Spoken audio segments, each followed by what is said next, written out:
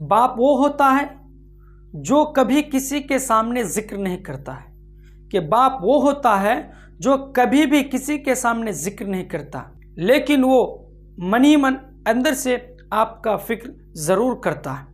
جو لوگ اپنے باپ سے غصہ ہیں، اپنے باپ سے روٹھے ہوئے ہیں، اپنے باپ سے ناراض ہیں، ان کے لیے میں ایک حدیث پڑھتا ہوں۔ اس حدیث پر آپ لوگ غور ضرور فرمائیے گا کہ الوالد اوسط ابواب الجنہ، کہ باپ جنت کے دروازوں میں سے بیچ کا دروازہ ہے۔ اگر آپ جنت میں جانا چاہتے ہیں، اگر آپ جنت پانا چاہتے ہیں تو اپنے باپ کی خدمت کرو اور ساتھ ہی ساتھ ان کے عزت کرو اور ان سے نرمی سے پیش آؤ اور اپنے آپ کو جنت کے مستحق بناؤ۔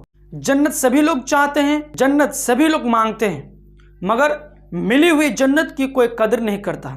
اس کا ایک بہترین مثال ہے ماں کے قدموں کے نیچے جنت ہے۔ اس کی ایک حدیث ہے الجنت تحت اقدام الامہات، کہ ماں کے قدموں کے نیچے، ماں کے پیروں تلے جنت ہے۔ انسان کے پاس کتنے بھی مال و دولت ہو، ان کے پاس کتنے بھی روپے پیسے ہو اور کتنے ان کے پاس عزت اور شہرت ہو، لیکن والدین کی ضرورت انہیں ہمیشہ پڑتی ہے۔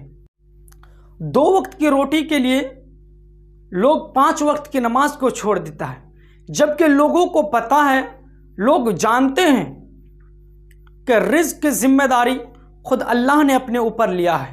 اس کا مطلب یہ نہیں کہ آپ اپنے کام دھام کو چھوڑ کر صرف نماز پڑھتے ہی رہیں، لیکن ایک بات کا خیال رکھیں کہ 5 وقت کی نماز آپ پر فرض ہے اور آپ کو ان 5 وقت کی نمازوں کو پابندی کے ساتھ پڑھنا پڑے گا۔ نماز پڑھیے اور جو بھی مانگنا ہے اللہ سے مانگے۔ اللہ خود فرماتا ہے کہ جو بھی مانگو صرف مجھ سے ہی مانگو، کسی پیر والی بزرگ سے نہ مانگو۔ عزت دینا اور لینا صرف اللہ کے ہاتھ میں، چاہے وہ آپ کو عزت دے سکتا ہے اور چاہے آپ سے وہ عزت چھین سکتا ہے۔ امیر کو فقیر بنانا اور فقیر کو امیر بنانا یہ صرف اللہ کے ہاتھ میں ہے۔ قرآن کی ایک آیت ہے وَتُعِزُّ مَن تَشَاءُ وَتُذِلُّ مَن تَشَاءُ، تو جسے چاہے اسے عزت بخشتا ہے اور تو جسے چاہے رسوا کر دیتا ہے۔ اس آیت سے ہمیں یہ پتہ چلتا ہے کہ عزت دینا اللہ کے ہاتھ میں ہے اور رسوا کرنا بھی اللہ تعالیٰ کے ہاتھ میں ہے۔ اس آیت سے ہمیں یہی پتہ چلتا ہے کہ عزت لینا اور دینا صرف اللہ کے ہاتھ میں ہے۔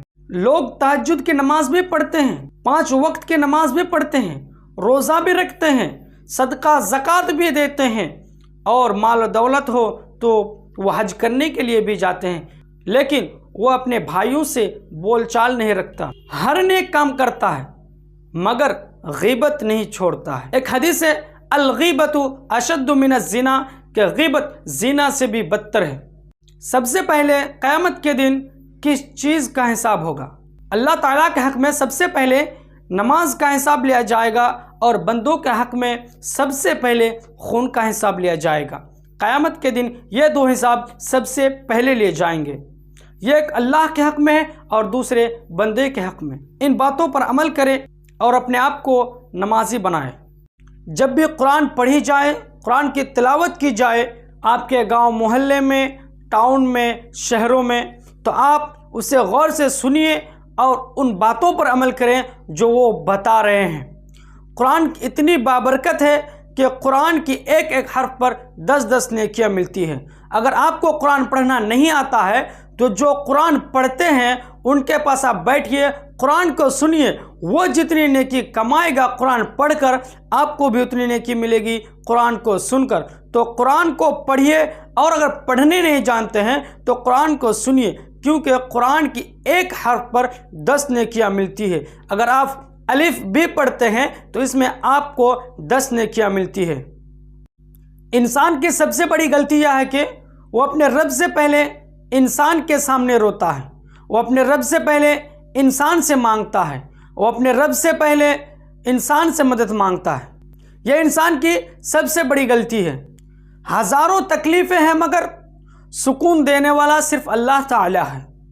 اسی طرح اور 2 لائن ہیں کہ توڑنے والے 1000 بیٹے ہیں، کہ توڑنے والے 1000 بیٹھے ہیں اور جوڑنے والے صرف اللہ تعالیٰ ہے۔ تو اللہ تعالیٰ پر بھروسہ کیجئے اور ان پر عمل کیجئے اور جو بھی مانگے صرف اللہ تعالیٰ سے مانگے، کیونکہ اللہ تعالیٰ خود فرماتا ہے کہ جو بھی مانگو ہم سے مانگو، ہم آپ کو دیں گے۔ تو اللہ تعالیٰ سے مانگے، کسی پیر والی بزرگ کے سامنے نہ جھکیے، کسی انسان کے سامنے نہ جھکیے، اپنی سر کو اٹھا کر رکھے اور صرف سر کو جھکائے تو صرف اللہ تعالیٰ کے سامنے سر کو جھکائے، ان کے علاوہ کسی کے بھی سامنے سر کو نہ جھکائے۔ والدین اللہ تعالیٰ کی نعمت ہے، والدین ہمارے لیے جنت ہے، اس لیے ہمیں ان کی خدمت دل و جان سے کرنی چاہیے۔ ایک مرتبہ اللہ کے رسول صلی اللہ علیہ وسلم نے اس شخص پر بد دعا دی کہ جس نے اپنے ماں باپ کو بوڑھے کی حالت میں پائے اور پا کر ان کی خدمت کر کے اپنے آپ کو جنت کے مستحق نہ بنا سکے، اس انسان کو بد دعا دی۔